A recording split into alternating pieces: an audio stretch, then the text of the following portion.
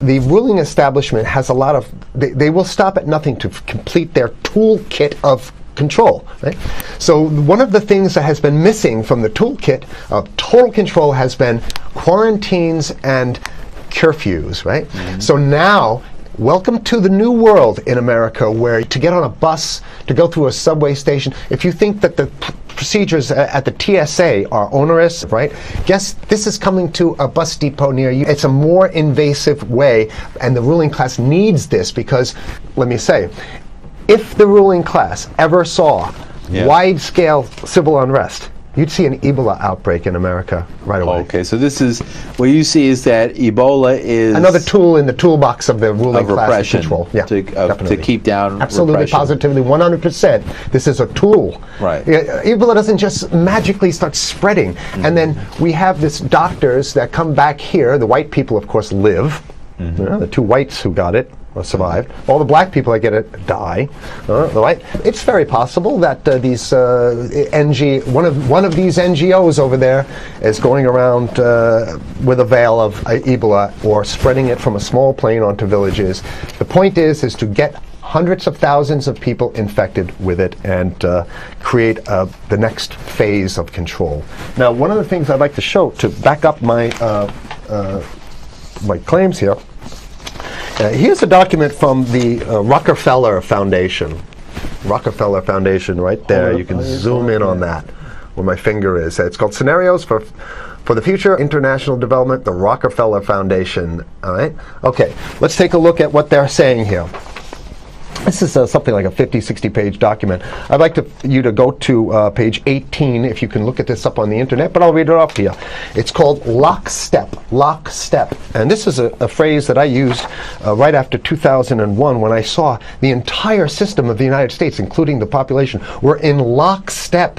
So the Congress went along, and yes, it was Osama bin Laden, and the people waved their flag and said, I hate, hate, hate, hate, and everything was in lockstep. Well, in 2010, they published this, Rockefeller Foundation, and here's what they're saying. They're saying that they call it a scenario. These are scenario narratives, and they speak about it in the past tense. So they put out this scenario, lockstep. A world of tighter, top-down government control and more authoritarian leadership with limited innovation and growing citizen pushback. Okay, I'll read a little bit of it. In 2012, the pandemic that the world had been anticipating for years, nobody was anticipating a pandemic, finally hit. Unlike 2009's H1N1, this new influenza strain originating from wild geese, they use some scenario, but this is Ebola they're talking about. Ahead. Even the most pandemic-prepared nations were quickly overwhelmed when the virus streaked around the world, infecting nearly 20% of the global population and killing 8 million in just 7 months, the majority of them healthy young adults. The pandemic also had a deadly effect on economies. You can see the agenda.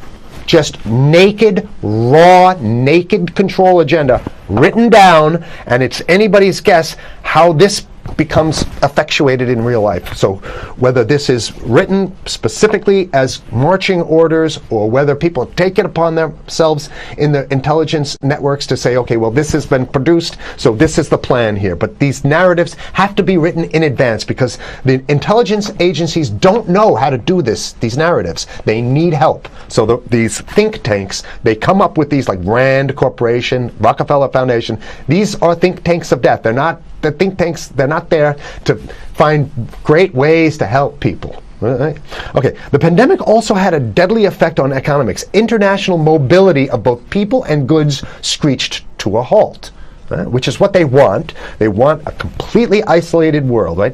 Debilitating industries like tourism and breaking global supply chains. Well, of course they want tourism stopped because they're not in the tourism business, and they want you at home in your house in front of the TV. Then they got you, because once you watch the TV, they own your soul. Even locally. Wait a second, we're on television. I mean commercial television, let's say. National. Even locally, a normally bustling manufacturing shops and offices sat empty for months. Okay, so I love how they talk about it in the past tense in 2010. Right? The pandemic blanketed the planet, though disproportionate numbers in Africa died. Southeast Asia and Central America, where the virus spread like wildfire. It sounds like the opening monologue of a disaster movie, right? Exactly. Now listen to, here's the good stuff now. But even in developed countries, containment was a challenge. Now here's this one. I love this one. The United States' initial policy of strongly discouraging, in quotation marks, strongly discouraging citizens from flying proved deadly in its leniency. So they're saying, that... No, keep going. Okay, Read it. proved deadly in its leniency. So they should have been tougher, right? Accelerating the spread of the virus, not just within the United States, but across borders. However, a few countries did fare better. China in particular. The Chinese government's quick imposition and enforcement of mandatory quarantine for all citizens, as well as its instant and near hermetic sealing off of all borders, saved millions of lives, stopping the spread of virus far earlier than in other countries. So the message is here is we have to look towards the Chinese, the oppressive totalitarian Chinese regime as an example of what we need to be doing here. And of course, the ruling class here loves the Chinese regime because they have demonstrated to the ruling class the most efficient form of capitalism, which is authoritarian capitalism. So we have capitalism, but unfortunately we have this veil. I get it. We have this veil of democracy. This is very interesting. This is continue on. Okay. China's government was not the only one that took extreme measures to protect its citizens from risk and exposure. During the pandemic, national leaders around the world flexed their muscles, flexed their authority, and imposed airtight rules and restrictions. You can see the agenda. Okay, go. Okay. From the mandatory wearing of face masks to body temperature checks at the entries to communal spaces like that's what's happening right now. Yeah, but soon it's going to be like body. It'll be at the subway. Yeah, is that what you're saying? We'll be going through this in the subway to get on buses and the subway, absolutely, things positively. like that. And what this means though is don't think about having a cigarette, a joint on you, or basically you can't. This is a dragnet for everything. So if in order for you in other words, just like with stop and frisk, this is ultimate stop and frisk. This is the ultimate cavity stop and frisk, cavity search kind of thing. All right, so during the pandemic, national leaders around the world flex their authority. Now there's some good stuff. Listen to this. And even supermarkets, they want body checks at supermarkets. Okay, so basically what they're saying is they're building a system where every move you make, you got to go through them. You can't get food. Well, how about if you go to the farmer's market? Right. Here's the good stuff now. It just keeps getting better. Even after the pandemic faded, this more authoritarian control and oversight of citizens and their activities stuck. And even intensified. That's the whole point. So they're going to get rid of... Did that happen already with 9/11? Of course. 9/11 was how many, 14 years ago? And we still have all these draconian rules. So they're going to put the body cavity USA, searches Patriot, and all that stuff. That's right. So in order to get to a supermarket, you got to have a body cavity search. And then when there's no more Ebola, well, you know what? We kind of like this way because we have an complete infrastructure of a control grid. In order to protect themselves from the spread of increasingly global problems, from pandemics and national terrorism to environmental crisis and rising poverty, leaders around the world took a firmer grip on power. Well, what the hell would rising poverty have anything to do with imposing strict citizen controls with face masks? So they're very sloppy stuff here. At first, the notion of a more controlled world gained wide acceptance and approval. I'm sorry. Nobody likes this stuff. They're just saying it. I have to provide analysis. Only because we only have 5 minutes left, so that's Oh my God, okay. Citizens willingly gave up some of their sovereignty and their privacy to more paternalistic states in exchange for greater safety and stability. That's just a complete naked contradiction to the famous saying that if you think you're going to give up a little bit of security, if you're going to give up your freedom for security, you're going to get neither. That's the long-standing thing. And here what they're doing is They're not even ashamed or embarrassed to absolutely say the exact opposite. They're saying, yes, we all want to give up our privacy and sovereignty for more stability and security and stability. So you don't get that. When you give it up like that, you get the shaft. Can you show us the cover again of I'll what show you were the just cover reading? one more time, and then I have this two is more what- documents. Right, Two this is more what we were documents. reading here, and just zoom in a little bit so folks can see it. He'll zoom in, don't worry, you can relax. All right. And scenarios for the future of technology and international development. Okay. Now I have two more documents. Keep it zoomed.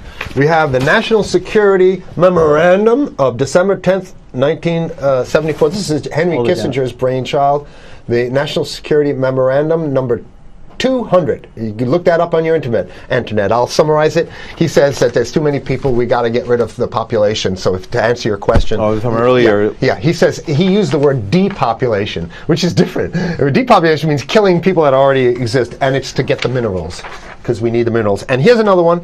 The CDC has a patent on Ebola. They patented it. Yeah? right. So basically, if you want to get a cure for your Ebola, Here you it got to says go it right up here, right? It says human Ebola virus species and compositions and methods thereof, and it's a patent. It's a patent. They patented the main strain plus something like 17 other strains of it. So they own it now, and I don't know how exactly you can own that, but apparently they've done the same thing. Yeah, I didn't think you could own a natural. Yeah, you can. They've, I guess the main thing to finish off this show is this: that they want to get more control, more and it's going to be curfews and quarantines. So what I'm saying is that unless the American people start to get some new way to revolt, a new way to organize, new way to protest, unless we can break through the apathy, because that's what we have here, then it's going to be a slave state here. The ruling class doesn't seem to have too much resistance. They're getting everything on their Christmas shopping list, and they've been wanting quarantines and curfews for a long time. Now they got it. And if you want to live in a world where you're tricked into all this stuff because it's for your safety, right? And if you want to have a probe and make sure you got to check your pockets, make sure you don't have anything incriminating on you before you go out, and when you step out of your house, you want some police there to monitor and see what you're doing. If that's the world you want to live in, be apathetic, don't do anything. You're going to get that world very soon. It's coming your way, definitely. You know, So same. what should people do? What's the hope? You have 30 seconds. To wake up, learn about it, and go fight these bastards in Washington. They're easy to beat. If we can just organize, we can beat them. It's simple. They're weak, and there's so few of them.